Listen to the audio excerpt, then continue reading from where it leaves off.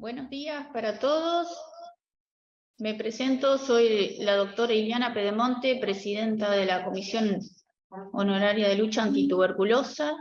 Damos inicio hoy, en el día de la conmemoración del Día Internacional de la Tuberculosis, a las actividades que vamos a desarrollar desde el Programa Nacional de Tuberculosis durante el mes de la tuberculosis, que ha sido denominado este mes, y para eso iniciamos con estas actividades. Quiero agradecer fundamentalmente a todos los integrantes, funcionarios de la lucha que se desempeñan en los distintos CP departamentales, tanto de la capital como del interior del país. Ellos son un muy importante eslabón de la cadena de tratamiento de los pacientes y seguimiento y acompañamiento, así que mi especial agradecimiento de la tarea que realizan. Y bueno, tenemos mucho todavía trabajo por realizar. Queremos dar un poco a conocer las tareas que realizamos y en qué estamos enfocados. Así que les voy a dar el inicio y voy a presentar a la doctora Mariela Contreras, que es la directora del Plan Nacional de Tuberculosis, y ya le dejo paso a ella para que presente el resto de las actividades del día de hoy. Muchas gracias. Bueno, buenos días a todos. Espero que se encuentren bien. Sin más, vamos a empezar, por razones de tiempo, con las actividades de hoy, que comienzan por nuestra institución, que como todos sabemos es la principal responsable de llevar adelante las acciones de prevención, diagnóstico y tratamiento de la tuberculosis en el país. Yo voy a participar con algunos datos, que son los datos que, como ustedes saben, se empiezan a generar a partir de los centros periféricos, y después el Departamento de Tuberculosis reúne esa información y nos da un panorama de lo que fue la tuberculosis del año 2022. Después vamos a seguir con otros grupos de trabajo que nos parecía importante que ustedes lo visualizaran, qué es lo que están haciendo. Entonces va a estar Claudia Gutiérrez por el laboratorio, va a estar Patricia Tironi como representante del equipo de trabajadoras sociales, va a estar Mónica Hernández por la unidad de fármacos, y finalmente Amalia Rodríguez, encargada de la difusión, y que tiene una tarea muy ardua en estos días, a cual agradecemos muchísimo. Bueno, voy a empezar con los datos, comparto pantalla.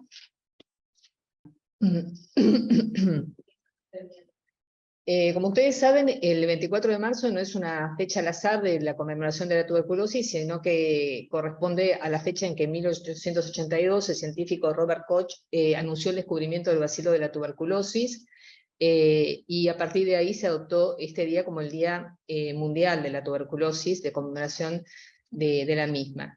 Es una enfermedad y una pandemia, la más antigua, que ha acompañado al hombre, al ser humano desde siempre, con diferentes términos: consunción, tisis, mal del rey, peste blanca, o diferentes denominaciones, y que ha recorrido, así como ha recorrido la historia de la humanidad, ha sido expresada desde el punto de vista artístico, de las famosas pinturas con las personas blancas, pálidas, que aludían a la consunción de las personas postradas en cama, todas manifestaciones de la enfermedad que a veces, sin nombrarlas, estaban allí presentes.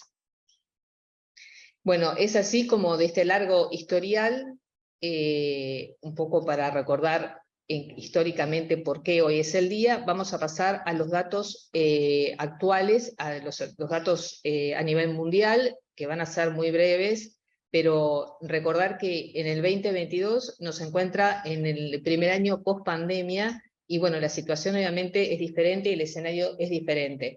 Para que ustedes recuerden, que sé que lo tienen bien presente, en lo que fue el año 19 y 20, lo ven en esta gráfica, bajó la incidencia de la tuberculosis por un descenso de la notificación, porque bajaron los diagnósticos, todo vinculado a lo que era el efecto de la pandemia, y la notificación para el 2022 fue de 6,4 millones versus 7,2 millones de casos en el 2019. O sea que volvemos en el 2021 a elevar, y en el 2022, el número de casos. A su vez, se estima por parte de la OMS que el número de muertes fue mayor que otros años, y acá tienen la gráfica que demuestra esto. Ustedes ven acá,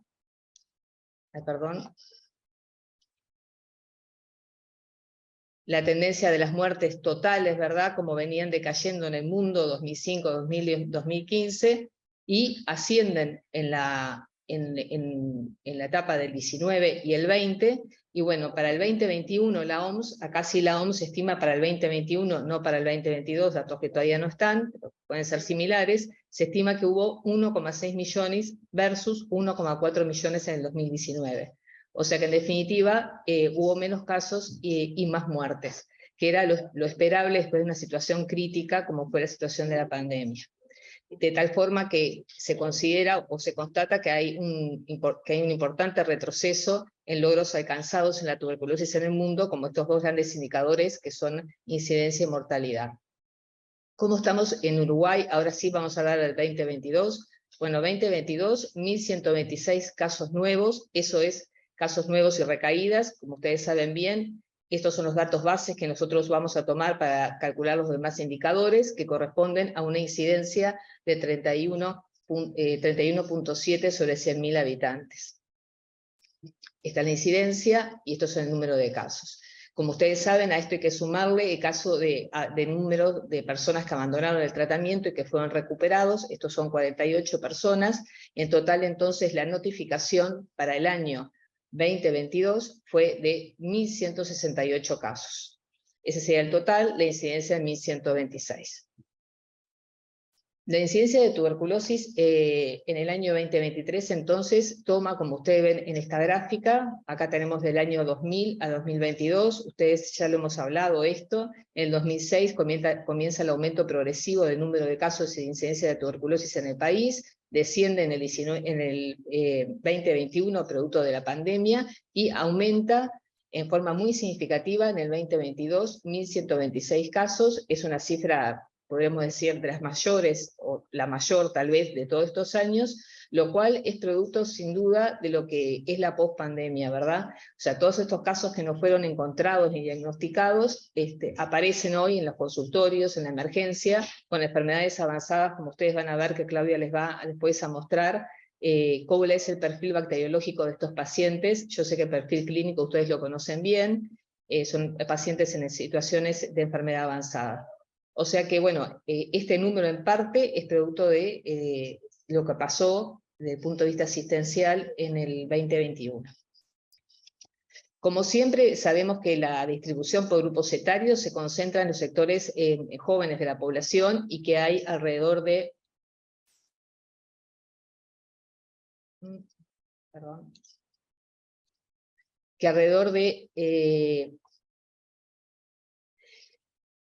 que el 53% de los casos de la población están en la franja etaria de 15 a 44 años, perdón, o sea, es la población más joven, se ve afectada en un porcentaje muy importante, y eso lo vemos y no ha cambiado significativamente año tras año, con lo que eso significa, entre otras cosas, como siempre decimos, la afectación de la población joven implica una alta transmisibilidad de la infección en la comunidad.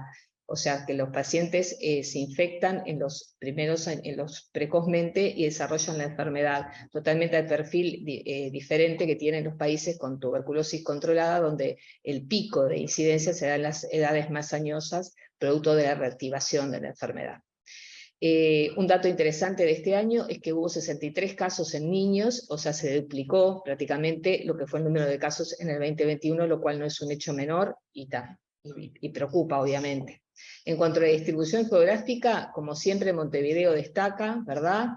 Este año 50% de casos del total de casos del país, hay un aumento con respecto a años previos, que no llegamos a 50%, estamos en 44, 46%, bueno, este año aumentamos el porcentaje, o sea, se concentró más en la capital, podríamos decir, y después los departamentos en incidencia que nos acompañan, que por lo general son San José, Canelones, Maldonado, y este año se destaca la presencia de un departamento que ranquea alto en el número de casos, que es Artigas, que de un número de casos muy pequeño lo triplicó. Esto hay que hablarlo en números absolutos, estamos hablando de un número de 6 a 8 casos diagnosticados en Artigas por año, a pasar a un número de 26, 28 casos en el año 2022. Situación a analizar y particular. Después el perfil es heterogéneo en el resto del interior, más que el interior hay varios interiores y los casos se acumulan más en los departamentos más poblados. En cuanto a la distribución de la tuberculosis en el departamento de Montevideo, tomando como referencia los municipios, bueno, lo que vemos es que Montevideo reúne 566 casos, que eso corresponde al 47% de los casos del país, y que estos casos se distribuyen en los municipios D, A y F, que también esto es una situación que no ha cambiado a lo largo de los años, que son los municipios más perjudicados por la tuberculosis, donde la tasa de incidencia es alta. Ustedes ven acá el gradiente, donde la incidencia alta es 50 y más, y estos tres municipios son los que tienen la incidencia alta en un contraste absoluto, ¿verdad?, con los otros municipios que están en un celeste más claro. En esto, aparte de concentrarse más en Montevideo la tuberculosis este año, también se concentró más en estos municipios porque aumentó el número de casos con respecto al 2021 en todos estos municipios. Si sumamos la cantidad de casos de ellos tres, A, D y F, esto significa 63% del total de casos de Montevideo y 1/3 del total de casos del país. Estas son cifras que realmente llaman la atención, ¿verdad? 63% de los casos de Montevideo están totalmente concentrados en estas zonas y 1/3 del país. Esto plantea una situación problemática, pero también, como yo he dicho en otros momentos, una oportunidad de poder actuar sobre poblaciones más específicas, donde están allí los problemas, y donde pareciera o rompen los ojos, que es ahí donde tienen que dirigirse las acciones para poder bajar la incidencia de esta enfermedad en nuestro país. Con respecto a los grupos de riesgo de tuberculosis, siempre tenemos los contactos, los pacientes con VIH y los pacientes privados de libertad. Y acá tenemos los contactos, la incidencia, 4.148 casos por 100.000 habitantes. Esto aumentó notoriamente con respecto al 2021, que la tasa fue de 2.236. O sea que de los contactos que nosotros encontramos en el 2022, había más enfermos que los contactos que encontramos en el 2021. En las cifras de tuberculosis en las personas privadas de libertad es más alta también que en el 2021, pasamos de una tasa de 821 a 987, estaba acá, PPL 2021 800 casos por 100.000 habitantes, pasamos en el 2022 a 837, y las personas con VIH también aumentó la tasa de 821 a 987, o sea, en suma, en todos los grupos de riesgo hay un aumento de la incidencia de tuberculosis en el 2022 con respecto a 2021. Si vamos al control de contactos, que es un tema que a nosotros como institución nos dedicamos específicamente, históricamente a este tema y nos preocupa. Bueno, ¿qué pasó con la declaración y estudio de los contactos? Ustedes saben que veníamos, digamos, en un ascenso en el número de casos estudiados, declarados, relevados y estudiados a partir de 2015-2016, pero que obviamente la pandemia nos cobró este número, porque por supuesto que fue difícil encontrar los contactos de las personas enfermas, y en el 2022 logramos aumentar nuevamente la declaración y estudios. Lo que sí se nota es que hubo un aumento del porcentaje de personas estudiadas, 74%, y entre las personas estudiadas aumentó el porcentaje de personas enfermas, que era una de las cosas que decíamos, cómo aumentó la tasa de incidencia entre las personas, entre los contactos. Bueno, en cuanto al estudio y tratamiento preventivo por grupo etario, ustedes acá ven en azul, en azul oscuro el porcentaje de estudiados, el número de estudiados, el número de tratamientos preventivos y el número de enfermos. Ustedes ven que afortunadamente en las edades más pediátricas de 0 a 14 años, de la declaración se logran estudiar un porcentaje muy alto, pero baja notoriamente en las edades adultas, tanto la declaración como el porcentaje de estudio. Esto es como una constante que no hemos revertido. Y sí lo que ocurrió, perdón, es que este porcentaje de enfermos con respecto al 2021 aumentó en casi todas las franjas etarias, también incluso en la franja etaria de los niños. Acá tenemos 8,8% de enfermos y 6,6% en la franja etaria de 0, 4 y 5 a 14 respectivamente.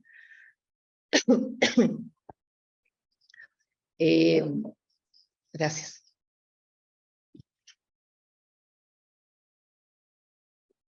Lo que decíamos con respecto a los contactos, estas son las cifras por grupo etario, pero se aprecia un descenso del porcentaje de estudio e inicio de tratamiento preventivo de los adultos con respecto al 2021.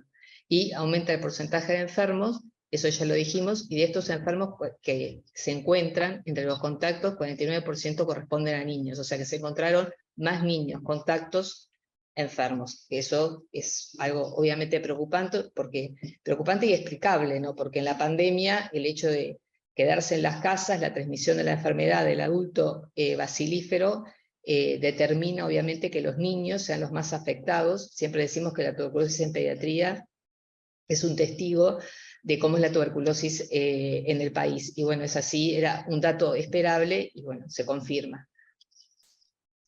En esta gráfica lo que queríamos mostrarle rápidamente es cómo nos había ido con la experiencia piloto de isoniazida rifampicina, que ustedes saben que es el esquema de una toma semanal, 12 tomas supervisados, y que participaron todos los EP del área metropolitana y algunos del interior, como Maldonado, Mercedes, Salto. Y bueno, como ustedes ven acá, en color naranja están los pacientes que entraron en el esquema isoniazida, en verde rifampicina y isoniazida. Ustedes ven que pudimos reclutar para el esquema nuevo un número muy importante de pacientes, 253, si lo comparamos con los 278 de la isoniazida. De estos vemos que los que siguieron la barra verde, el esquema rifampicina y isoniazida, los que finalizaron el tratamiento son 149 versus 83, o sea, un porcentaje mucho mayor de finalización de tratamiento, un porcentaje mucho menor de abandono. Todavía la experiencia piloto cierra el 31 de marzo, por lo tanto hay un número de pacientes que está en curso. Por lo cual estamos, la verdad que muy conformes con lo que ha sido esta experiencia, con lo que los EP han trabajado en ella, la unidad de fármacos también, y bueno, tenemos estos números que para nosotros son exitosos, de finalización de tratamiento preventivo de 58% versus 29% para la isoniazida, y de 15% de abandonos versus 48% para la isoniazida, o sea que es un esquema que se tiene que implantar y se tiene que cambiar la pauta hasta ahora vigente hacia esta nueva pauta de tratamiento. Además del agregado no menor que las reacciones adversas a los medicamentos fueron mucho menos con el esquema nuevo y aparte de menor entidad. Con respecto a la tuberculosis en las personas que vienen con VIH, en realidad lo que obtuvimos en el 22, la coinfección se mantiene en 13% de casos de coinfección. Allí tienen, como siempre mostramos la evolución de los últimos años, la coinfección TB-VIH con la barra azul oscura, la celeste, la cantidad de pacientes con TAR, el porcentaje de pacientes con TAR, y en la línea, esta línea verde, los casos de tuberculosis que conocen el estado de VIH, o sea, que sabe que eso es VIH. Y acá hubo algunas sorpresas. Una de ellas que el TAR ha ido bajando progresivamente en los pacientes que tratamos por tuberculosis, y esta es una de las cifras menores que registramos en toda esta década. 45% de los pacientes con tuberculosis tenían TAR o iniciaron TAR durante el tratamiento.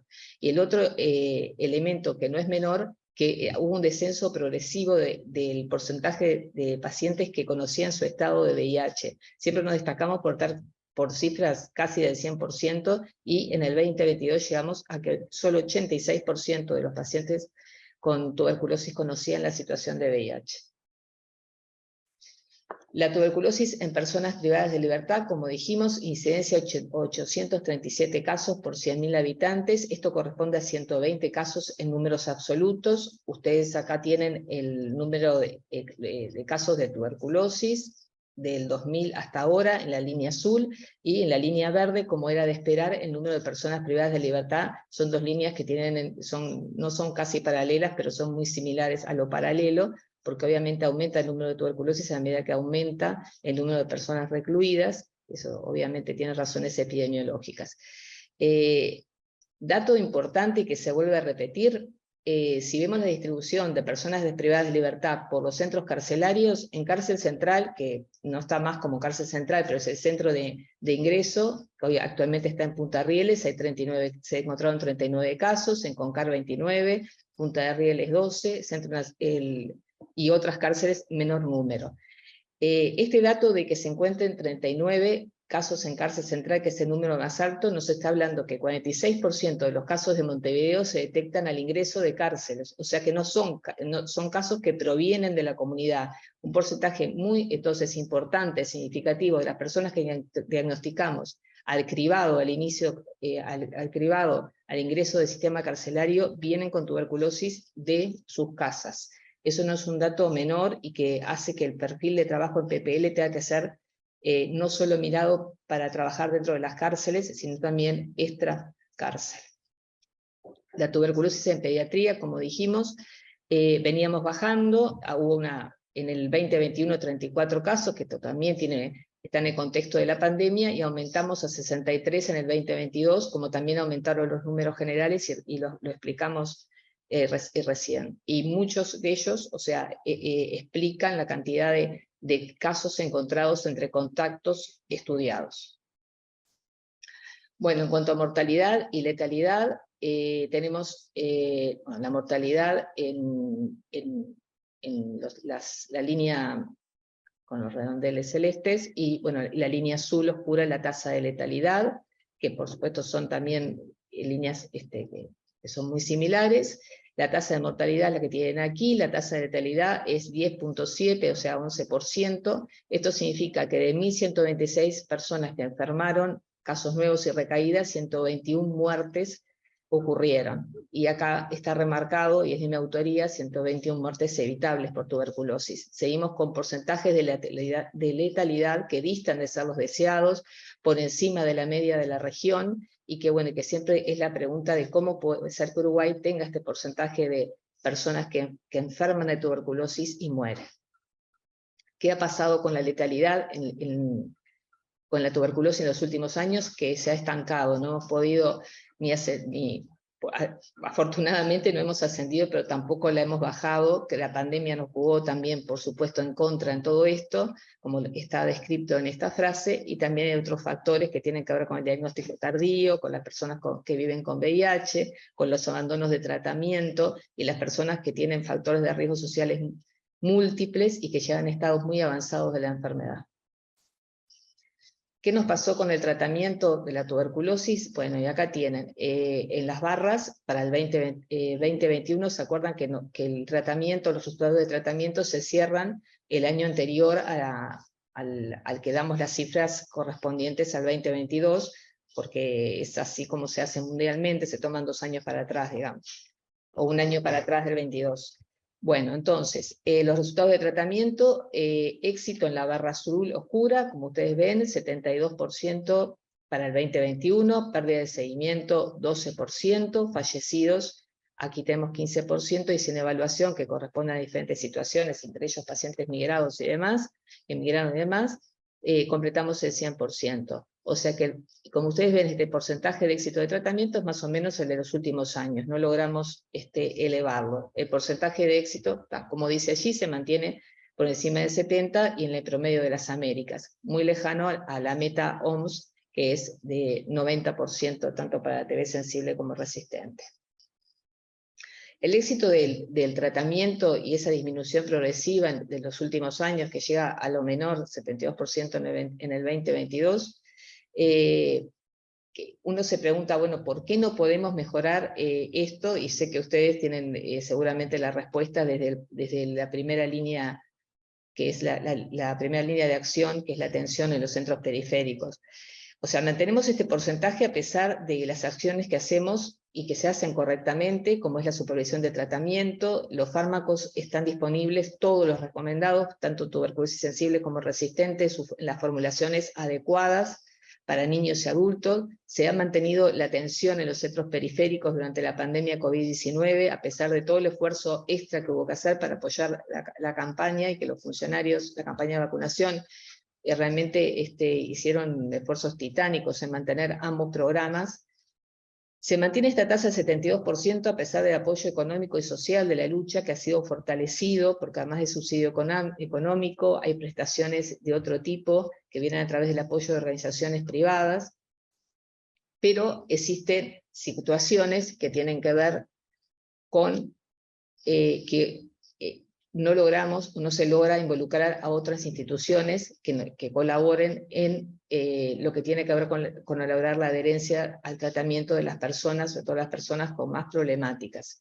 En definitiva, este éxito de tratamiento, esta disminución de éxito de tratamiento se debe al aumento de los abandonos y las muertes. Esa es la razón, y el abandono y las muertes, como ustedes saben, está vinculado a estos factores, como son los factores de las poblaciones con vulnerabilidad crítica, y ahí hay un compendio de cosas que después hablarán las trabajadoras sociales: consumo de drogas ilícitas, situación de calle, las personas que salen de cárceles, etc. Por otro lado, también, y cada vez lo vemos más, la estigmatización que implica la enfermedad, porque está vinculado a todos estos factores desfavorecedores y que dificulta que las personas concurran a tomar el tratamiento, ya sea en la policlínica de su barrio o en un centro periférico nuestro. Recordando que aparte, estas personas que abandonan son personas que son abandonadores múltiples, y la gran pregunta de siempre: ¿hasta cuánto sirven las intervenciones judiciales? Bueno, seguramente eso lo dejo para las trabajadoras sociales, que se siguen manteniendo en casos seleccionados, pero también es un momento de preguntarnos la efectividad que tienen. En definitiva, más que abandonos del tratamiento, hoy deberíamos hablar, que es un término que ya está acuñado, pero yo creo que es más que válido, de pérdidas del seguimiento del tratamiento de las pacientes del sistema de salud, porque los pacientes no es que abandonen, sino que el sistema de salud los pierde, y pierde pacientes con alto riesgo individual por la enfermedad avanzada que pueden tener, las complicaciones, de alto riesgo epidemiológico, porque estos pacientes en la comunidad van a seguir transmitiendo la enfermedad, con la posibilidad de desarrollo de multidrogaresistencia. Los fallecimientos, que ya hablamos de 15%, y que voy a saltearme todo esto porque se va a ir muy largo, simplemente decir que pensar que los fallecimientos no hay que naturalizarlos, sino que los fallecimientos por tuberculosis son evitables en la gran mayoría de los casos. Y que las causas de fallecimiento no son porque los medicamentos no sean efectivos, los esquemas no sean los indicados, sino por factores extras que son extra lucha muchas veces, y por lo cual requieren el apoyo de otras instituciones para poder mejorar estos indicadores. Esto lo dejo como una pregunta, para que alguien, si mira la presentación después, piense en la estigmatización, término que usamos poco en Uruguay. Si ustedes agarran cualquier manual de OPS o OMS, se habla de estigmatización, y nosotros es una palabra que nunca la hemos no hemos incluido en nuestro vocabulario. Yo creo que no está incluida en nuestra cabeza personalmente, pero en realidad vemos cada vez más que los pacientes con tuberculosis se sienten estigmatizados, y ese es un problema para que acudan a la consulta y hagan los tratamientos. Conclusiones entonces: para el 2022, la pandemia COVID-19 ha afectado negativamente los logros alcanzados y los proyectos en curso, tanto a nivel nacional, regional como general, mundial. Se ha profundizado lamentablemente la escasa visibilidad de la enfermedad como problema de salud, tanto en la población general como en los profesionales de la salud. El diagnóstico tardío aumenta en el país y es responsable en gran parte de la mortalidad y de la transmisibilidad en la comunidad. Persistimos con una elevada letalidad y una tasa de abandono de tratamiento también elevadas, que son ni más ni menos que la consecuencia de un insuficiente abordaje integral del problema sanitario de la tuberculosis. Hay escasos avances en el trabajo con grupos de riesgo, llámese trabajo con SAI-PPL. Ustedes saben bien que hay una dificultad crónica, diría yo, trabajar con el sector de privados de libertad. Seguimos arrastrando este problema. También hay un trabajo que no se ha podido desarrollar como debería hacerse con el programa de VIH, y también con todas aquellas organizaciones y personas que trabajan en los sectores de alta vulnerabilidad social, incluso a nivel local, barrial, o instituciones estatales o privadas. Y ahora viene la última frase, y que es esperanzadora: que hay un aumento del diagnóstico por técnicas moleculares rápidas, como va a explicar Claudia, que el Laboratorio Nacional de Referencia incorporó nuevas técnicas moleculares, que realmente es un ejemplo en la región, y que pudimos finalizar exitosamente el plan piloto del nuevo tratamiento preventivo a aplicarse y generalizarse a partir de julio de este año. Bueno, de mi parte, muchas gracias, y que sigan las compañeras.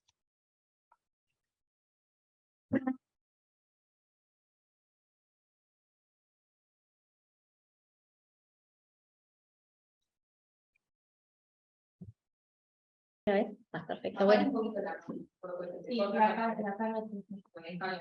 Ahí me ven.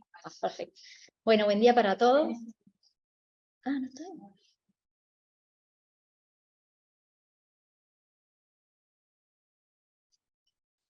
Claro, vos no me escuchás porque ese está en mute. Ahora sí. Bueno, buen día para todos. Yo voy a pasar a detallar cuál fue la situación del Laboratorio Nacional de Referencia en el año 2022. No me anda. Ahí está. Bueno, nosotros desde el laboratorio lo que vimos en realidad fue positivo porque aumentaron la cantidad de muestras que llegaron al laboratorio, tuvimos un 20% más de muestras que las recibidas en el año 2021, pero todavía seguimos teniendo casi un 10% de muestras menos que prepandemia, que en el año 2019. Y la brecha persiste sobre todo a nivel de las muestras diagnósticas, donde tenemos un 16% menos de muestras todavía. ¿Qué quiere decir? Nos están llegando más muestras, pero todavía no alcanzan. ¿Sí? En esta gráfica, que es como bien ilustrativa, en las barras lo que vemos son los casos diagnosticados por mes. Y la línea que pasa por todas ellas es la cantidad de muestras que nos llegan. Y como vemos, la cantidad de diagnósticos que hacemos está en relación con la cantidad de muestras que llegan al laboratorio. Cuanto más muestras, más diagnósticos hacemos. Y este año quedó demostrado también. En cuanto al diagnóstico por Expert Ultra, que es la técnica que está recomendada actualmente, vemos como en el país estamos haciendo mucho más cantidad de Expert que cuando lo empezamos a usar en 2018 o cuando tenemos registro en realidad desde 2018. ¿Sí? El año pasado hicimos 40% más de Expert que el año anterior. Pasamos de unos 4.500 a unos 6.400. ¿Sí? Pero este esfuerzo no fue solo hecho por la lucha, fue hecho por todos, porque la red, si nosotros vemos, aunque el aumento en números absolutos es mucho menor que el nuestro, hizo un 60% más que el año anterior. ¿Sí? Y nosotros desde la lucha hicimos un 32% más. ¿Cuál es la importancia y cuál es uno de los logros que tuvimos? Que 49% de los pacientes diagnosticados el año pasado tenían un Expert realizado como muestra diagnóstica. ¿Sí? La aspiración es llegar a que todos lo tengan de inicio. Pero bueno, el porcentaje va aumentando año a año. En cuanto a las baciloscopías, por suerte volvieron a aumentar. Y lo que se destaca una vez más es que el porcentaje de cargas bacilares, 2 y 3 cruces, o sea, esos pacientes que realmente son contagiosos, cada vez son más. ¿Sí? 2019 teníamos casi un 60% y 2022 un 78% de los pacientes. ¿Sí? Esto lo que refleja es el diagnóstico tardío que estamos haciendo de la enfermedad. Y que obviamente tiene que ver con lo que hablaba Mariela de esa letalidad tan alta que tenemos en el país. Ya para ir terminando, de los 126 pacientes que se diagnosticaron, 75% tuvimos confirmación bacteriológica, ¿sí? La mayoría, el 90%, fue en muestras respiratorias y un 10% en muestras extrapulmonares. 91,3% de las muestras respiratorias tienen sensibilidad hecha a los fármacos, ¿sí? Y de los pacientes que tienen enfermedad extrapulmonar, el 97,8% tiene la sensibilidad estudiada. A destacar que de la enfermedad pulmonar, el 76% tiene hecho el estudio de la sensibilidad a las drogas directo de la muestra clínica, o sea que lo estamos en el correr de 2 semanas ya sabemos la sensibilidad a las drogas, y de las muestras extrapulmonares, casi el 81% tiene el Expert Ultra positivo desde el inicio. En cuanto a lo que fue la resistencia, el año pasado tuvimos 6 casos de resistencia a la isoniazida, 7 casos de resistencia a la isoniazida y 6 casos de resistencia a rifampicina o multidrogoresistente. La resistencia a la isoniazida está siempre más o menos en ese nivel, y la resistencia a la rifa el año pasado estuvo un poquito más alta.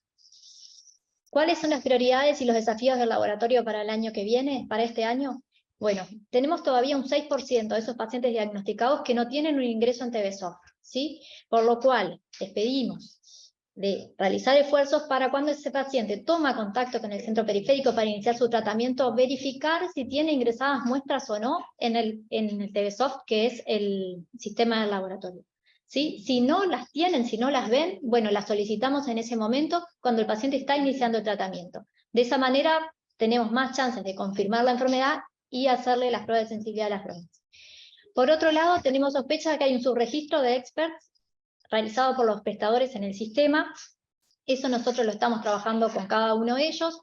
Hemos realizado cambios en el TBSOF para que les resulte más amigable y para que sea más sencillo el ingreso de los datos, pero también cuando un paciente se acerca al CP y viene con su diagnóstico hecho en uno de los prestadores, si ese resultado no está ingresado en el TVSOft, por favor, ese resultado de un GeneXpert realizado en la institución nos lo mandan al laboratorio y nosotros lo incluimos.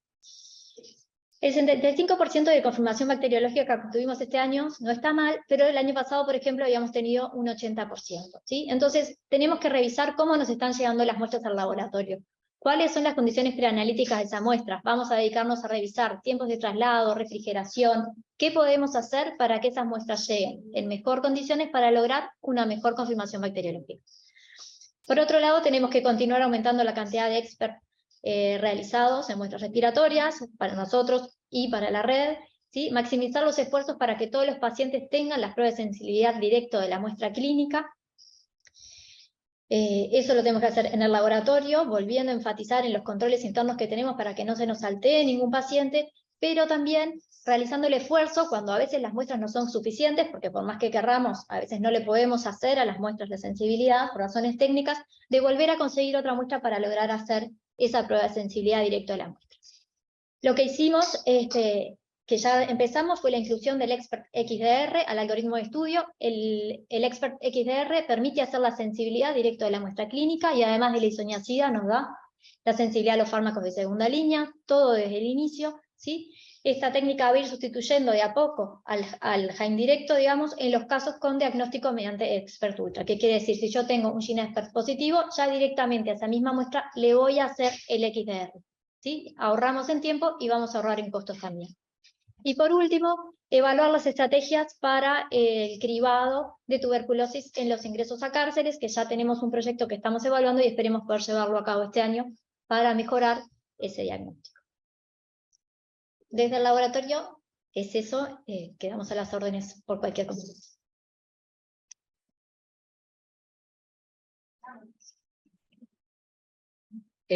Bueno, gracias, Claudia. Después, al final, abrimos el espacio para comentarios, que seguramente hay varios para hacer o preguntas. Bienvenidas todas. Bárbaro. ¿Está? Sí, perfecto. Ponela en pantalla completa. Sí, voy ahí. Dale, bárbaro. ¿Está? Bueno, buen día para todos. Yo les voy a dar los resultados preliminares del estudio de este nuevo esquema, rifapentina y isoniazida, si bien Mariela ya les dio un adelanto. Recordando, este nuevo esquema consiste en administración conjunta de rifapentina y isoniazida una vez a la semana, vía oral por 12 semanas.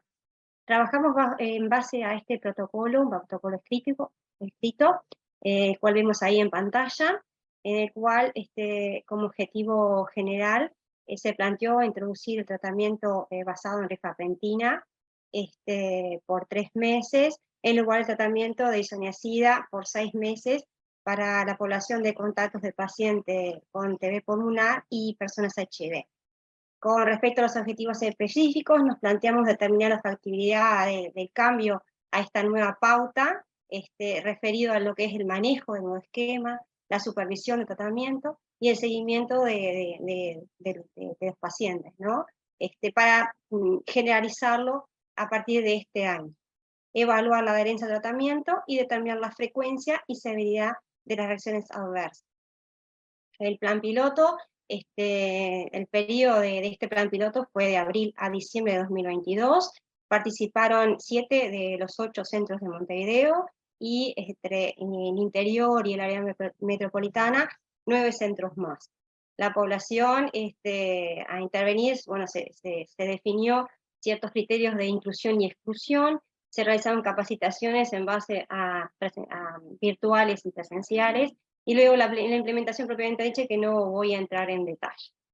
En cuanto a los resultados de este esquema rifapentina y isoniazida, podemos ver en estas dos columnas en detalle, niños, participaron 125 niños, finalizando un 49% el tratamiento. Tenemos todavía 7% en curso, 22% de tratamientos suspendidos y 22% de abandonos. ¿Qué pasó con los adultos? Bueno, participaron 131, un número bastante parejo en cuanto al número de niños que participaron. Acá el porcentaje de finalización fue mayor, un 75%, 8% continúa en curso, hay un 6% suspendidos y un 11% de abandono. Esto en un total de 256 pacientes que intervinieron en todo el tratamiento. Vemos que tenemos un 62% finalizado, un 14% suspendido y un 16% de abandono. Ahora vamos a ver en detalle qué pasa con estos suspendidos en niños, que está haciendo que baje este porcentaje de finalización y los abandonos.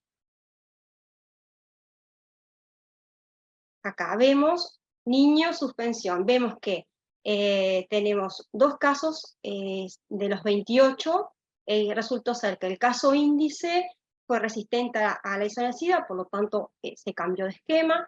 Después 3 casos de los 28 pasaron a tratamiento, cuando cambió también, y vemos que de los 28 suspensiones, el 82% se debió a una dificultad para tomar la medicación. Esto se detectó obviamente por los centros periféricos que trabajaron con los niños, y ¿qué pasa? La rifampicina tiene una presentación de 150 miligramos. Ya tanto sea niño o adulto, para un peso mayor de 50, son 900 miligramos, lo que son 9 comprimidos lo que tiene que recibir solo de rifampicina. Son muchos comprimidos, por lo tanto esto estaría influyendo mucho en lo que es la aceptación de los niños a esta medicación. Como novedad, en el mercado ya se está comercializando una nueva formulación, que es la dosis fija combinada, que incluye rifampicina e isoniazida en 300 miligramos, cada uno de los 2 fármacos, por lo que pasaríamos de 9 comprimidos a 3. Capaz esperemos que, si bien no es una formulación que es dispersable, podamos con esto mejorar esta dificultad que estamos teniendo, y bueno, y este porcentaje de suspensión pueda aumentar. En cuanto a los abandonos, vemos que la dificultad para tomar la medicación también está presente, pero en un menor porcentaje.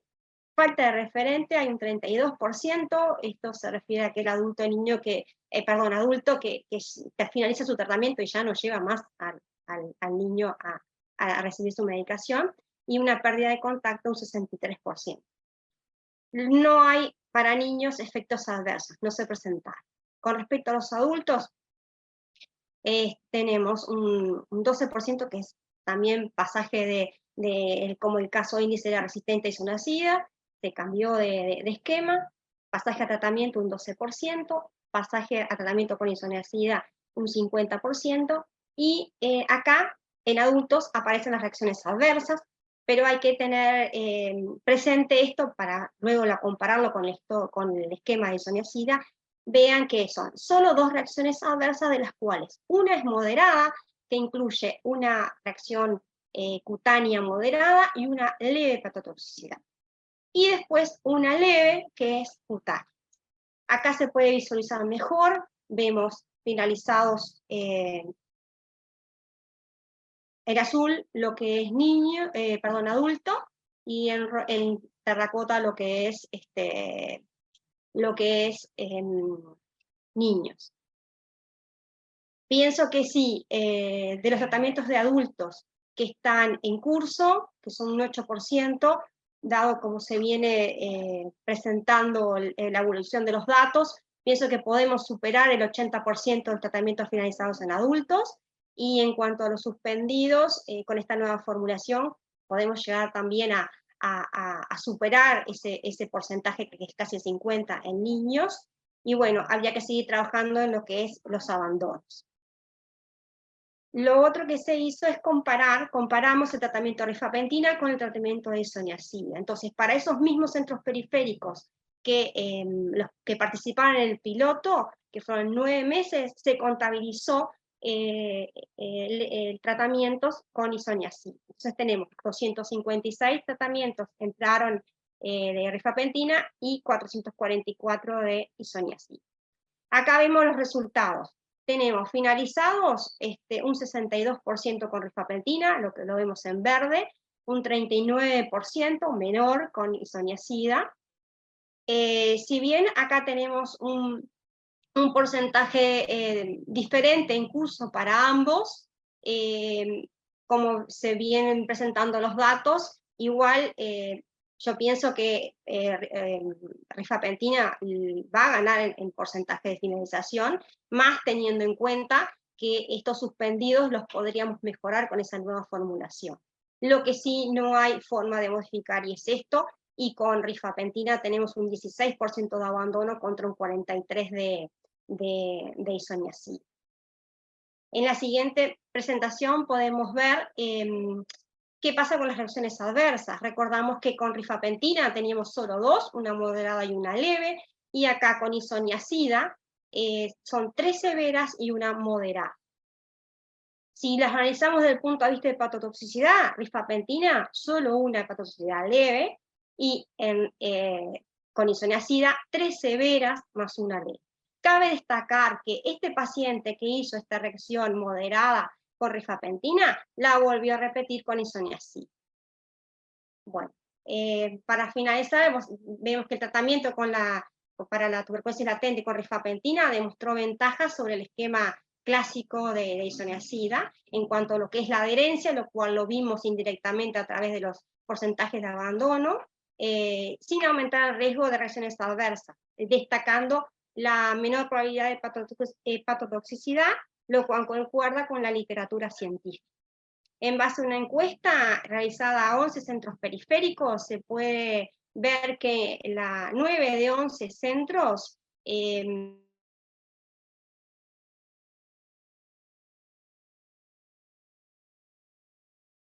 es aceptable y muy aceptable.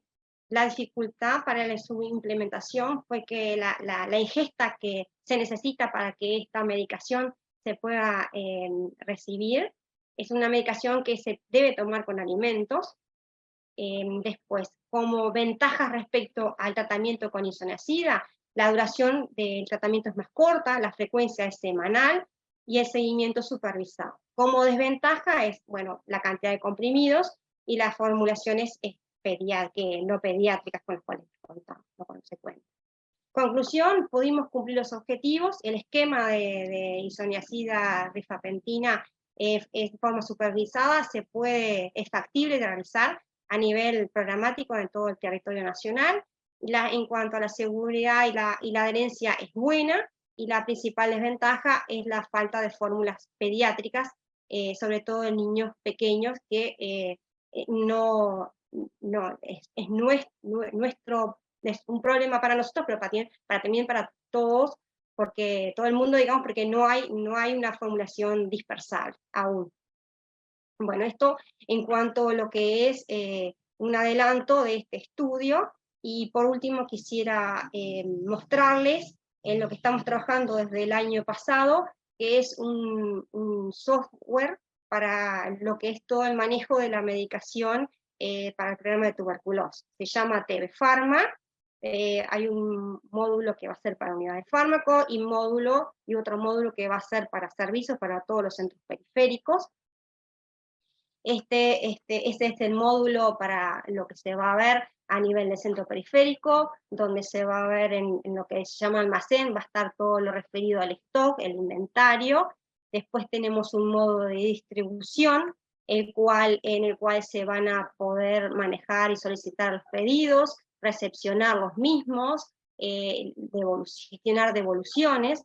Un módulo dispensario donde se van a poder ingresar los pacientes y los tratamientos, y un módulo suministro. Con este software, digamos, lo que se pretende, obviamente, es optimizar el tiempo de trabajo, evitar posibles errores de registro, tener una trazabilidad de la medicación hasta el paciente, que en estos momentos no tenemos esa trazabilidad, bueno, y también tener información a tiempo real, y de rápida obtención, lo que nos permita continuar con mejoras, digamos. Por acá estoy. Cualquier duda, consulta. quedamos a las órdenes. Gracias, Mónica, recontra clara y realmente, o sea, buenas noticias del lado de la unidad de fármacos. Gracias. Vamos ahora a terminar con Patricia Tironi, que es una de las 3 trabajadoras sociales que trabaja en el Programa Nacional de Tuberculosis. Nos parece importante que ellas también mostraran su trabajo, que a veces no es tan visible como debería ser, sobre todo porque, bueno, como ustedes saben, tratan de abordar toda la problemática de los pacientes con mayor complejidad social, familiar, económica, etcétera, recordando que el área de acción de ellas es el área metropolitana. Queda Patricia.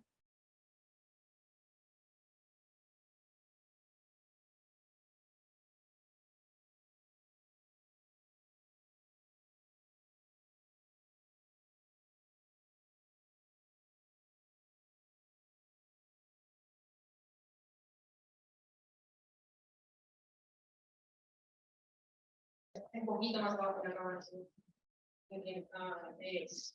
Bueno, buenos días. Yo voy a hablar de la inserción institucional del trabajo social, y para esto es importante comentarles que el trabajo social interviene con usuarios que presentan diagnóstico de tuberculosis y su entorno familiar, centrándose fundamentalmente en aquellas situaciones de mayor vulnerabilidad de riesgo social. Nosotras trabajamos en el departamento de Montevideo y en situaciones puntuales de zona metropolitana.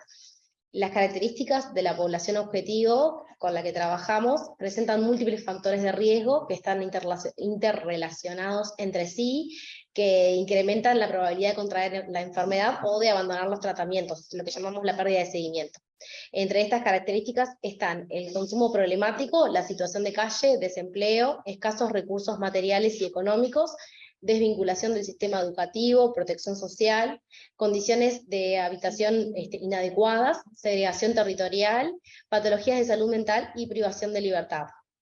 La intervención del trabajo social en la institución, estamos trabajando desde a partir del aumento de la población con tuberculosis y que está asociada a factores de riesgo, sobre todo, perdón que se me fue la presentación, volvemos. Vuelvo a la intervención del trabajo social, es desde a partir de las pérdidas de seguimiento de los tratamientos de tuberculosis y la quimioprofilaxis. Intervenimos para contribuir al relevamiento y control de contactos, para notificar a aquellos pacientes que tienen resultados positivos, que tienen dificultades para ubicarlos, vamos y los notificamos, para orientar en problemáticas que puedan surgir a partir de la intervención social, para evaluar la prestación económica entre situaciones complejas, también el subsidio económico y las canastas de alimentos que Mariela lo trajo hace un rato. Trabajamos con pacientes con privación de libertad para que puedan continuar el tratamiento y trabajamos en función del control de contactos de esos pacientes. En nuestra intervención se nos presentan algunas dificultades y desafíos, entre ellos el aumento de la población con tuberculosis, que está asociada a factores de riesgo, sobre todo post-pandemia, como lo trajo Mariela hace un rato, donde se presentaron mayores dificultades para adherir a los tratamientos. También presentan muchas dificultades en el control de contactos y adherir al tratamiento, fundamentalmente donde hay niños. Esto se debe también al desconocimiento de la enfermedad, tanto desde las personas como de las instituciones, en donde a veces pasa que las familias piensan que solamente con que el paciente haga el tratamiento es suficiente, y bueno, hay que trabajar, intervenir ahí en función de que toda la familia se realicen los controles correspondientes y la importancia de que realicen los tratamientos preventivos. Durante la pandemia nuestro trabajo se vio debilitado, porque ante la falta de redes territoriales para poder realizar coordinaciones, eso fue como una dificultad que tuvimos. Y entre los desafíos que tenemos está la importancia de poder fortalecer nuestro trabajo en relación a la coordinación interinstitucional con los actores relevantes del territorio que nos puedan como apoyar con aquellas familias que tienen mayores dificultades para adherir al tratamiento. También como desafío tenemos lograr una mayor sensibilización de la enfermedad, trabajar lo que traía Mariela hace un rato, que sobre el estigma que presentan los pacientes con tuberculosis. Bueno, eso es un desafío para nosotros también. Y para finalizar, es importante mencionar que el trabajo social es un importante actor en la comprensión y en el análisis de las múltiples problemáticas que se vinculan los sujetos con tuberculosis, las familias, y que intentamos contribuir a elaborar estrategias de intervención que permitan la adherencia a los tratamientos, o en caso de las pérdidas de seguimiento, lograr que retomen los tratamientos. Bueno, muchas gracias.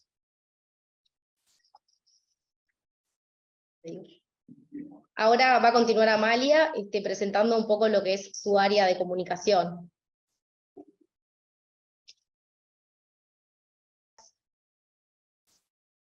¿Me están viendo? ¿Se escucha bien? Bueno, me presento. Amalia Rodríguez, por acá les habla. Vengo en representación de la Oficina de Comunicación de la Lucha Antituberculosa. Quería compartirles un poco el objetivo y la estrategia que estuvimos manteniendo para este día, del Día Mundial de la Tuberculosis, y compartirles dónde podrán encontrar materiales de difusión, etc. Quería comentar que por ahí también está conectado Santiago Medina, que forma parte del equipo de la Oficina de Comunicación, pero bueno, voy a estar yo presentándoles un poquito lo que estuvimos trabajando. El objetivo principal que tuvimos al iniciar todo esto era, bueno, poder transmitirle a la gente, a los usuarios, a la población en general, que la tuberculosis existe. Ese es como nuestro primer pilar fundamental, poder transmitir que la tuberculosis existe, informar sobre cuáles son sus síntomas, y bueno, y poder hacer llegar por distintos medios o distintas vías esta información a las personas. Comentarles que por primera vez en la institución, y muy contentos por por esto que está por ocurrir, que es que vamos a poder, información relacionada, como les decía, de nuestra institución va a salir publicada en pantallas, en la vía pública, en INPO, frente a la Intendencia de Montevideo. También vamos a tener pantallas en Hábitat del interior del país y de Montevideo, y también en ómnibus de la capital, de Montevideo. Van a haber pantallas destinadas a la publicidad de estos materiales. Son materiales que, como les decía, van a estar enfocados en mostrar que la tuberculosis existe, transmitir cuáles son los síntomas, los principales síntomas, para que las personas estén atentas o alertas para poder consultar. También vamos a hacer materiales relacionados con mitos y verdades que se tienen muchas veces sobre la tuberculosis. Y bueno, para no demorarlo mucho, toda esta información la vamos a estar compartiendo también por las redes sociales de la lucha, Instagram, Facebook, el canal de YouTube, y todo también lo van a poder descargar desde la página web. Si me dan un segundito, yo ya les comparto el link, si quieren se los mando al chat, así ya lo pueden abrir. Ahora mismo ya está subida la infografía del año 2022, todas las placas que se van a estar mostrando en redes, que las pueden descargar, compartir libremente. Justamente la idea es esa, que sea un acceso para todos y que todos podamos contribuir a la difusión de estos materiales.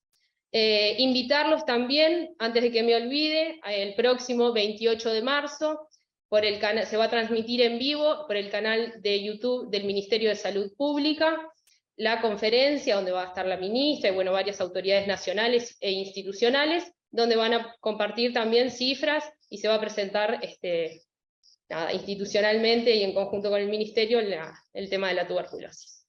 Eso es el 28 de marzo por el canal de YouTube del Ministerio de Salud Pública. Todas las actividades que tenemos programadas a lo largo de este mes, que comienzan hoy, están todas publicadas también. Les voy a pasar ahora en segunditos el link en la página web institucional, donde están fecha por fecha, cada lugar, quién organiza, si es abierto a todo público, si es enfocado a técnicos, a médicos, etc. Pueden encontrar todo ahí para poder acceder a la información. Invitarlos también a que visiten la página web. Podrán encontrar en una de las pestañas todo lo que es capacitaciones y próximas capacitaciones. Se publica todo ahí, estén atentos, que en cuanto salga, igual por todos los medios se van a comunicar, pero ahí también está centralizada toda la información relacionada con capacitaciones y cursos. Sin más que decir, creo que ya les compartí todo. Les mando enseguida el link por el chat para que les quede más fácil. Simplemente, si no, pueden entrar a la página web, que es www.chlaep.org.uy, y que van a quedar todo colgado, incluido esta exposición, en el canal de YouTube de la lucha. Bueno, abrimos un espacio un ratito más, la dejo a la doctora Claudia Gutiérrez para que hable un espacio de preguntas, consultas. Yo enseguida ya les mando igual por el chat, estén atentos que ya se los comparto. Muchas gracias por la atención. Bueno, para ir, silenciate Amalia. El micrófono. No, el micrófono no, el audio de tu computador. Ahora sí. No sé si alguno tiene alguna pregunta para hacer que podamos responder antes de finalizar. Pablo. Adelante. ¿Qué tal? Buenos días. Pablo Acosta es mi nombre, yo soy el actual director departamental de salud No se de Cerro escucha. Largo. ¿Me escuchan ahí? ¿Hola? Aparece Sí. como que tiene el audio activado, pero no. No. Nosotros te escuchamos, creo que es en la oficina que nos están escuchando. Ah, bien. A ver ahora. Hola. A ver, perdón, a ver ahora. ¿Ahora? ¿Me escuchan? Sí, ahora te escuchamos. Ahora me escuchan, bueno, decía, buenos días, muchas gracias además por la presentación, que es muy ilustrativa, por cierto. Mi nombre es Pablo Acosta, yo soy médico y el actual director departamental de salud de Cerro Largo. Y bueno, básicamente algún comentario, una cosa bien interesante, porque yo sigo considerando que la tuberculosis tiene un amplio significado de políticas sociales, básicamente, y es una enfermedad que siempre estuvo asociada a las condiciones sociales o socioeconómicas, en realidad. Y estaba revisando algunas cifras, sobre todo lo que decían ustedes del municipio D, A y F de Montevideo, que estuve revisando más o menos el mapa de municipios, de las zonas, y estaba revisando unos números, unos datos censales de la Intendencia del año 2011, del 2004 que hay uno y de 2011 después, que si bien son unos datos de hace muchos años, mostraba una cosa bien significativa. En primer lugar, son los municipios que tienen mayor población. Dentro de la mayor población que tienen en el rango etario de 24 a 60 años. Y estaba revisando también la cantidad de viviendas desocupadas. Y yo digo, a lo que voy es que evidentemente que en estas cosas tiene que haber alguna causa que tenga que ver con las condiciones sociales, supongo, o de habitabilidad en esas zonas. De hecho, el municipio A, si no estoy equivocado, que es el que da como para la parte del cerro, por ahí el acceso a la parte de San José. Hoy decían una cosa bien interesante, que muchos de los números que estaban en la cárcel central en realidad eran diagnosticados en ingresos y esa gente venía de otro lado, en realidad no era autóctona de ahí. Y me llama la atención también en cuanto a índice de desarrollo humano, esto es del 2017. Ustedes saben que el índice de desarrollo humano se mide en función de la salud, la esperanza de años al nacer, la educación y el ingreso. No casualmente, los departamentos que tenían mayores cifras, excepto San José y Montevideo, por cierto, pero Montevideo por ser muchas veces el lugar de trabajo, en fin, donde confluye mucha gente, pero Artigas, Rivera y por suerte Cerro Largo está bastante más abajo, pero son los departamentos que tienen menor índice de desarrollo humano. Y eso se ha venido manteniendo desde el 2004 al 2017. Lo de San José puede ser porque, bueno, San José tal vez tenga el acceso, o mejor dicho, engrosen esos números el tema de tener los complejos carcelarios, que vi que en el Concargo, por ejemplo, había un número bastante importante. Yo digo, pensando más allá de cómo implementar algunas medidas de corte más social.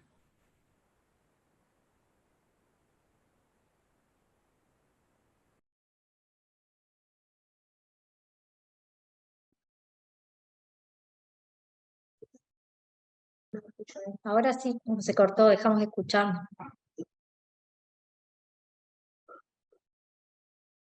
Se cortó un poco. No sé si me escucharon ahí lo que dije, sí. No, al final no te escuchamos. Bueno, presentaba unos números que me llamaban la atención en relación al índice de desarrollo humano y la presencia de números de cantidad de casos de tuberculosis. Y bueno, y pensando en eso, en alguna medida, tal vez intensificar alguna medida de corte social que pueda disminuir esos números, porque decía que en el litoral y la parte noreste, digamos, del país, Artigas, Rivera, bueno, y Cerro Largo, por suerte estamos allá abajo, pero tal vez en Cerro Largo porque no haya un buen registro, muchas veces, que es lo que con las prestadoras tenemos cierta dificultad, pero evidentemente que hay una diferencia entre el litoral este y el litoral oeste, ¿no? Y la segunda pregunta breve también es que si ustedes han encontrado las causas de por qué la resistencia, si es la resistencia a los fármacos, ¿no? Si es una resistencia intrínseca al bacilo o tiene que ver con otros aspectos que uno desconoce. Gracias. Bien, creo que hay como dos cosas. Yo te respondo lo último y después te responde la parte de lo social. En cuanto a la resistencia, la mayoría de las resistencias que vemos están relacionadas, por un lado, a la resistencia isoniazida está relacionada sobre todo, la mayoría, con un brote que hubo hace muchos años en Soriano y que seguimos viendo pacientes relacionados a ese brote inicial, ¿sí? Los otros pacientes que tenemos también se deben a pacientes que son recaídas, es decir, pacientes que ya recibieron un tratamiento y habían sido previamente expuestos a las drogas. Y en cuanto a lo que es la resistencia a la rifampicina, estamos teniendo también algún caso importado. Igual, la incidencia de resistencia en nuestro país es bajísima, ¿no? Es un 0,5% para las dos drogas. No es algo que preocupe todavía, sí, que tenemos que tener bien vigilado para empezar a tomar las medidas, ¿sí? Y obviamente todos aquellos pacientes, y por eso el esfuerzo que le ponemos a que el diagnóstico de la resistencia esté hecho de inicio, ¿sí? Para que esos pacientes no, digamos, diseminen una enfermedad más difícil después de tratar, y bueno, ¿no? Y ahí también la importancia del seguimiento de los pacientes y lograr que esos pacientes completen el tratamiento para evitar después recaídas y resistencias, que es donde vemos la mayoría de los casos resistentes. Pablo, buen día, en cuanto a lo que tú decías de las regiones del Uruguay identificados con aquellos que tienen un índice que tienen vulnerabilidad mayor, ya lo hemos identificado y la estrategia siguiente es poder acercar o hacer más accesible el diagnóstico, y para eso el 14 del mes próximo y dentro de las actividades del mes de la tuberculosis se va a inaugurar el laboratorio allí del hospital de Paysandú. Va a tener acceso, por medio de la donación de la OPS, se va a tener acceso a un aparato de GenExpert para hacer diagnóstico regional. En tanto esa zona, identificando que Artigas y los departamentos del norte han tenido un aumento de casos. Después tenemos identificado, como tú decías, la zona de Cerro Largo y demás, de la zona más este, y para allí también tenemos previsto solicitar una nueva donación de otro para regionalizar esa zona y tener otro centro de diagnóstico más próximo a esos departamentos. O sea que eso ya está encaminado, ya hay uno funcionando en el departamento de Soriano, en Mercedes. La idea es colocar ahora, a partir del mes que viene, otro en Paysandú, y el siguiente sería colocarlo en uno de los departamentos más asociado hacia los departamentos más del este. ¿Tá? Eso en cuanto a lo departamental, digamos, de interior del país. En cuanto a Montevideo, le paso la palabra a la gente acá Buenos días, Pablo.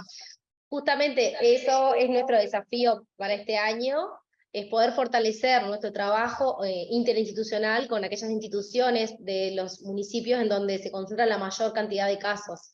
Nosotros veníamos coordinando con un equipo de atención de la RAP, del primer nivel de atención, y bueno, esto es uno de los desafíos para este año, poder fortalecer esa intervención y poder comprometer a todos los actores sociales, tanto policlínicas, servicios de salud, porque entendemos nosotros desde el trabajo social que la tuberculosis es un problema de todos, y que entre todos los actores podemos generar mejores intervenciones, porque nosotros además somos 3 trabajadoras sociales, si bien intervenimos, tenemos como un límite de la intervención, y además hay como muchos casos. Entonces, nuestra tarea se focaliza en poder comprometer a los actores territoriales para que nos puedan ayudar y poder trabajar esos casos de tuberculosis en ese territorio.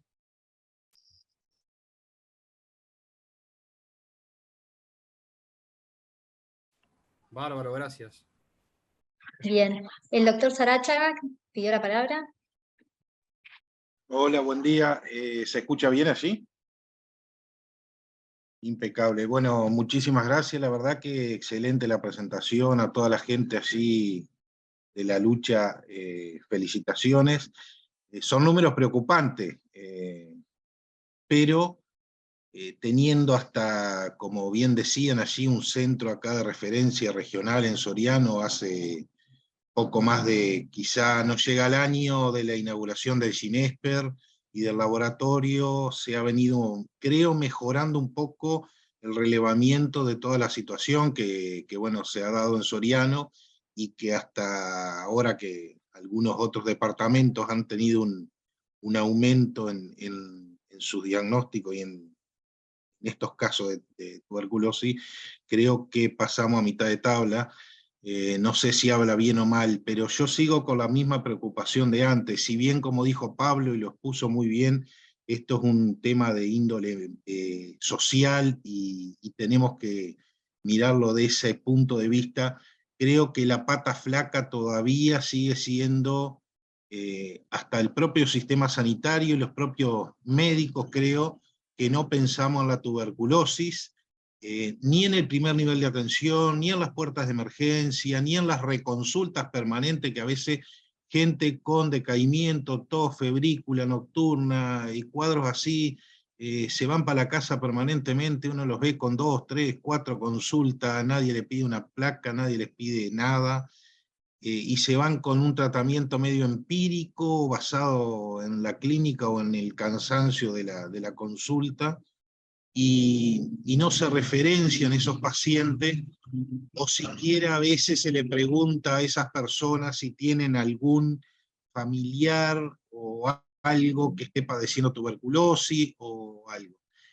El año pasado acá en Soriano, con muchas restricciones, hice una buena jornada donde varios médicos y varias personas allegadas, sobre todo licenciadas en enfermería y trabajadores sociales, fueron a la jornada de tuberculosis. Hizo una buena jornada, pero creo que se debe seguir insistiendo en tenerlo presente desde el sistema médico, sobre todo en las consultas, sea cual sea. Y quiero saber si desde la comisión se tiene alguna estrategia, o se nos puede dar alguna estrategia un poco más, o una llegada un poco más, para hacer ese tipo de intervención a nivel de los prestadores, y que tengan en cuenta esto.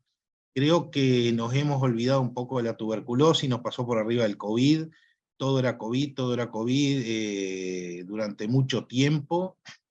Quizá así debía haber sido el pensamiento y el razonamiento médico, pero creo que como médicos, cuando nosotros nos basamos en la clínica, nos enseñaron de los diagnósticos diferenciales, y todo ese tipo de síndromes, y armar ese cortejo sindromático, y creo que muchas veces nos estamos olvidando de eso, y la insistencia es para seguir haciendo actividades en cuanto a abrir la cabeza y seguir pensándola como una enfermedad prevalente, preocupante, y que nos ataca a la gente que está más vulnerable, sobre todo a la gente sobre todo gente que en verdad tiene a veces hasta poco acceso a la salud por estar estigmatizado, hasta por su propia situación de la parte social. Así que estaría bueno, creo, recordarlo y que se tenga presentes. Muchas gracias. Gracias por tus comentarios, Rafael. Es exactamente como tú dices, y eso lo hemos identificado desde acá de la lucha, y esta actividad forma parte de eso, de cambiar la estrategia y enfocarnos en que de nuevo se ponga el tema en el tapete, y que los médicos lo tengamos en la cabeza al momento de diagnóstico. Cuando lo de la pandemia, todo lo que no era COVID, digamos, la identificación pasaba por ¿es COVID o no? Pero no una identificación clara, como que nos desvió el tema del diagnóstico. Así que ahora la idea es volver a incorporar el pensamiento por parte del personal de salud, la sospecha, facilitar el diagnóstico, y que esto se mantenga, que sea mantenido en el tiempo, no solo que sea el mes de la tuberculosis, sino que podamos mantenerlo en el tiempo. Para eso, y como tú decías, debemos involucrar a todos los componentes de la salud, y no solo a la parte pública, sino también a la privada. Desde ahí hemos iniciado conversaciones con el Ministerio de Salud Pública, con la doctora Mariela Anchen, que es la directora general de coordinación, para ir coordinando actividades con ustedes, los directores departamentales, y iniciaremos actividades en los departamentos más afectados particularmente, para que podamos en cada departamento analizar cuál es la situación, por qué se han producido los aumentos de casos, llegar con actividades, digamos, aterrizar en el territorio de cada departamento que tienen particularidades diferentes, ¿tá? Y que no podemos, sobre todo, y debemos diferenciar Montevideo del interior, en el que el interior tiene muchas veces más dificultades en el acceso a la atención médica, a los pacientes, en los especialistas, en las coberturas y demás.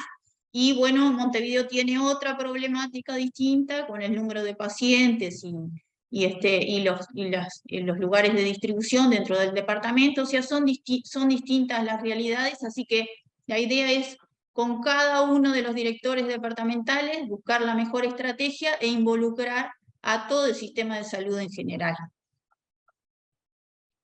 Una preguntita antes, nada más cortita. Desde que se inició el Ginesper acá en Mercedes, ¿han tenido buenas respuestas a nivel de ustedes allá en Montevideo?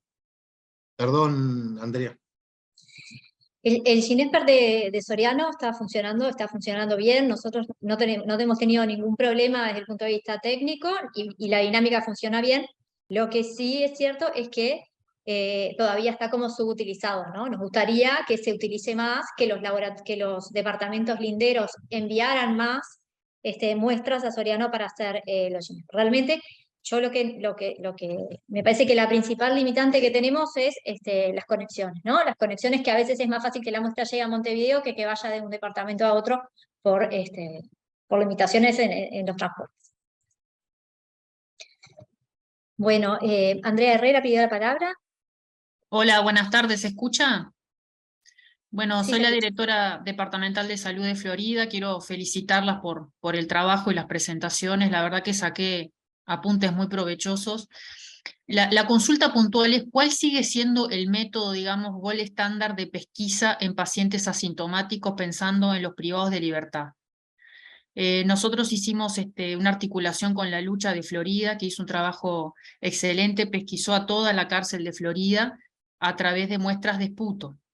Yo quiero saber si ese es el método de mayor rendimiento en pacientes asintomáticos, ¿no? Como método de pesquisa. Qué buena pregunta. Y bueno, en realidad hoy en día la pesquisa se está haciendo, por lo menos acá en Montevideo, donde recibimos más, se está haciendo mediante la baciloscopía y el cultivo. Esto no resulta rentable, ¿sí? Porque requiere mucho trabajo y el rendimiento no es el mejor, sobre todo en pacientes asintomáticos, donde además la mayoría no producen un esputo de buena calidad, ¿sí? Muchas de las muestras que recibimos son saliva. Entonces, la recomendación nuestra, lo ideal sería que pudiera hacerse una pesquisa por síntomas, por ejemplo, en primer lugar, y aquellos que sí tienen síntomas se les realice una radiografía de tórax, y los que tengan radiografía de tórax realizar una prueba de biología molecular. Eso sería como el ideal. Si no se puede hacer, digamos, la primera evaluación clínica, bueno, entonces que a todos hacer una radiografía de tórax y después la realización de una prueba molecular. ¿Sí? Eso es como lo ideal. Si eso se puede llevar a cabo, buenísimo. Y si no, este año vamos a estudiar otra estrategia, que es la realización de pools para hacer biología molecular, pero que todavía eso no lo tenemos disponible. O sea, es otra estrategia, pero por las dificultades que tenemos para implementar lo de la radiografía de tórax en Montevideo. Pero de repente en el interior sí es una opción más viable. Sí, puede ser más viable, pues en la cárcel, por ejemplo, de Florida, el promedio son 150 a 200 personas, no están en condiciones de hacinamiento, está muy aireada, tiene mucho espacio, está en pleno campo, digamos. Tiene otras condiciones comparadas con el CONCAR que no son equiparables. Bueno, muchísimas gracias por la respuesta. Por favor. No sé si alguien más tiene alguna pregunta, si no, ya podemos ir dando por finalizada la actividad. Bueno, Eliana, decís unas últimas palabras. No, quería, bueno, que hay otras, en la página web ahí, como dijo Amalia, encuentran otras actividades y ahí permanentemente vamos a estar subiendo información, actividades y cursos de actualización, así que los invitamos a estar siempre conectados por ese medio, o si no, por supuesto, estamos a las órdenes, ¿está? Está Guillermo Laornaga también, que es el vicepresidente de la comisión. Guillermo. Hola, buenos días para todos. Quería también, cerrando, agradecerles a todos, bueno, por las presentaciones, por todo el trabajo que vienen realizando los equipos de la lucha, las direcciones departamentales, bueno, agradecerle a todos por ellos. Creo que los números son alarmantes y muy desafiantes. Tenemos ahora un año por delante, porque el año que viene vamos a estar seguramente de nuevo reunidos acá, así que tenemos un año para trabajar todos juntos, para sumar más instituciones, fortalecer el trabajo institucional, para que bueno, esta tendencia que es negativa empiece a cambiar. Así que bueno, el desafío queda abierto para todos nosotros, de buscar las estrategias, de redoblar los esfuerzos, de estar trabajando mancomunadamente para bueno, poder el año que viene o más adelante estar dando buenas noticias con relación a la incidencia de la tuberculosis. Así que bueno, muchas gracias a todos y que no quede solamente en el día de la tuberculosis o en el mes, sino que quede durante todo el año para el trabajo. Desde la comisión, todo el apoyo a todos los equipos, a todos los CP, para estar trabajando juntos con esto. Muchas gracias.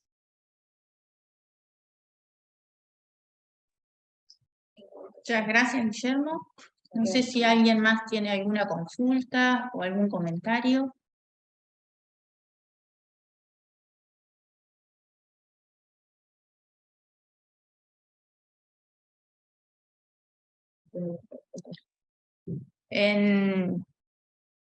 Damos por finalizada entonces la actividad en unos 30 minutos. Las presentaciones ya están subidas a la página y si no podrán acceder a través del canal de YouTube en 30 minutos. Muchas gracias por la atención. Que pasen bien, hasta luego.